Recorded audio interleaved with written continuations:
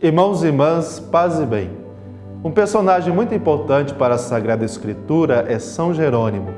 Esse eremita se estabeleceu em Belém, na Gruta da Natividade. Nesse lugar, meditando a palavra de Deus, traduziu a Bíblia dos originais grego e hebraico para o latim, o que hoje chamamos de Vulgata.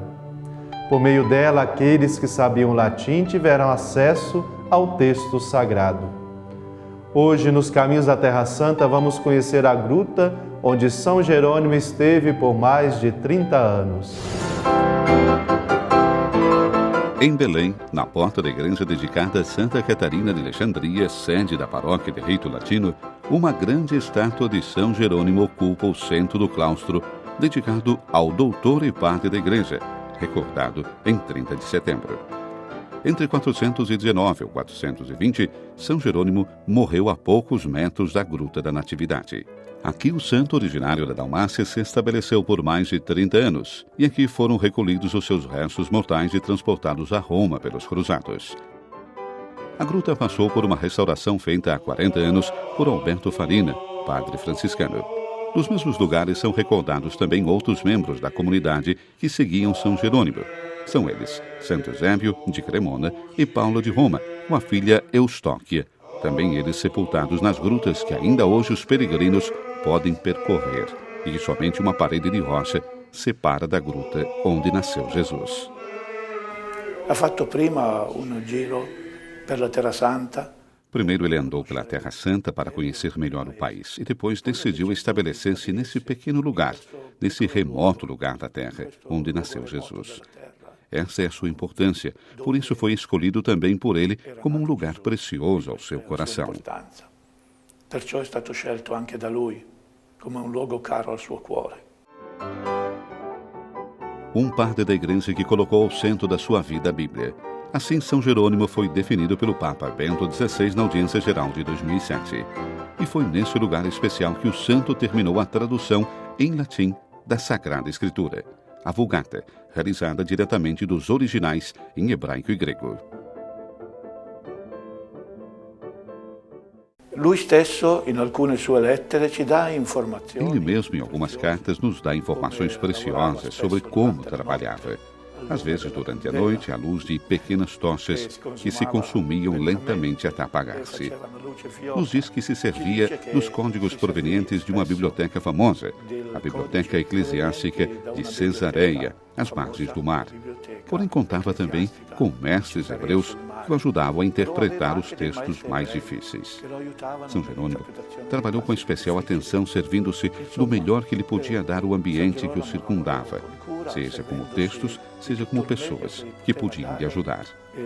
L'ambiente che lo circondava, sia come testi, sia come persone che lo potessero consigliare. Procuremos aprender sobre a terra a verdade cuja consistência permanecerá também no céu. Assim escrevia o autor da Vulgata em uma carta a São Paulino de Nola. Com essa dedicação, São Jerônimo trabalhou por muitos anos nessa gruta que ainda faz memória da sua presença e trabalho. A importância do trabalho de São Jerônimo se vê da quanto tempo durou a tradução que ele seguiu. Ele começou a tradução no fim do IV século e continuou por toda a Idade Média, até a época moderna. A sua tradução, a Vulgata, permaneceu o texto oficial da Igreja para a língua latina.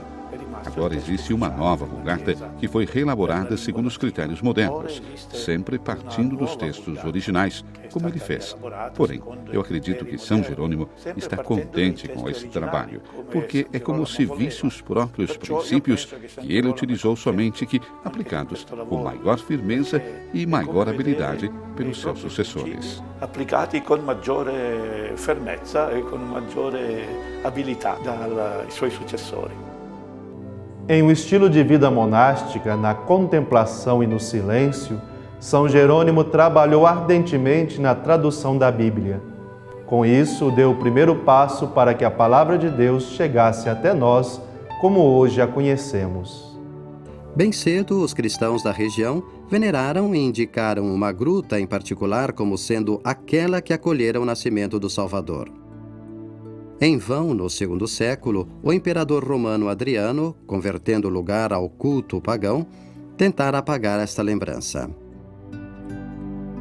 Em 325, o imperador Constantino e sua mãe Helena mandaram erguer uma grande basílica e, sobre a gruta, um edifício monumental em forma octogonal.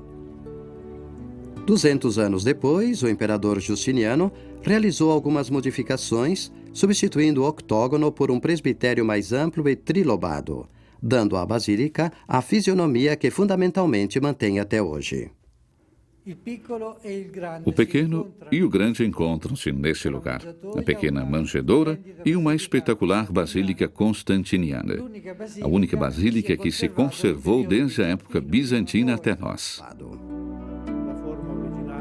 A forma original da Gruta da Natividade não pode ser facilmente reconstruída.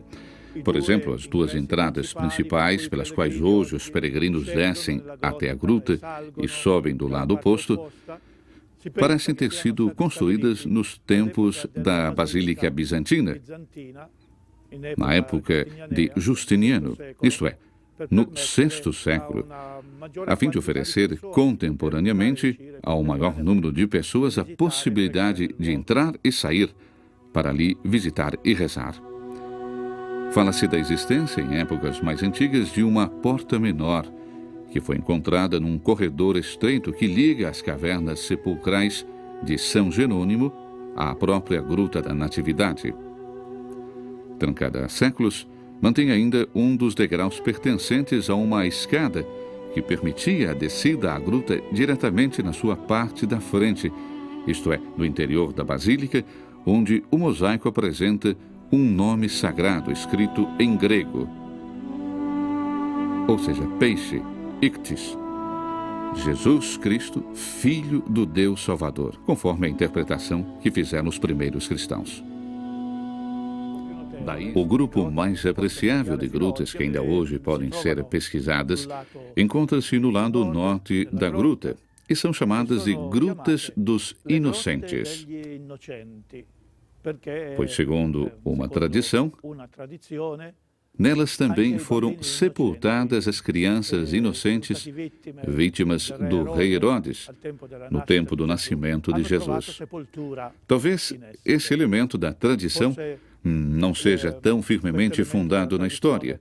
Porém, a arqueologia tem realmente mostrado que nessas cavernas há muitíssimas sepulturas.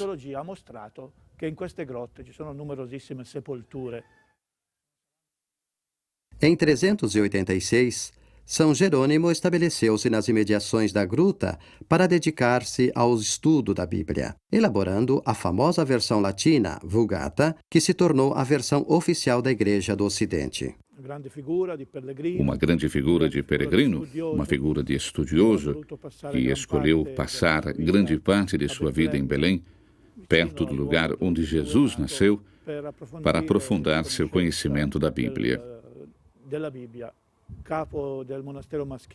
São Jerônimo era superior do mosteiro masculino.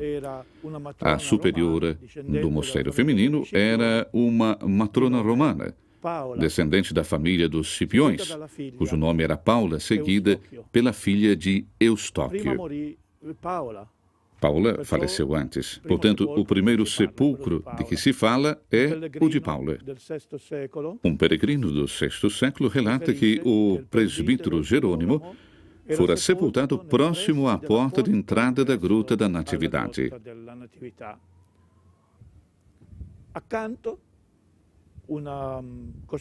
Ao lado, uma pequena construção em estilo medieval, chamada de Cela de São Jerônimo. Segundo a tradição, nessa cela, Jerônimo teria traduzido a Bíblia inteira, do hebraico para o latim. Nesse mês dedicado à Sagrada Escritura, peçamos ao Santo Doutor Jerônimo que nos ajude a adentrar no mistério da salvação, vivido pelo povo de Israel na sua aliança com Deus. E também a fazemos um encontro libertador com Cristo Senhor, o Verbo de Deus feito homem. Até a próxima semana.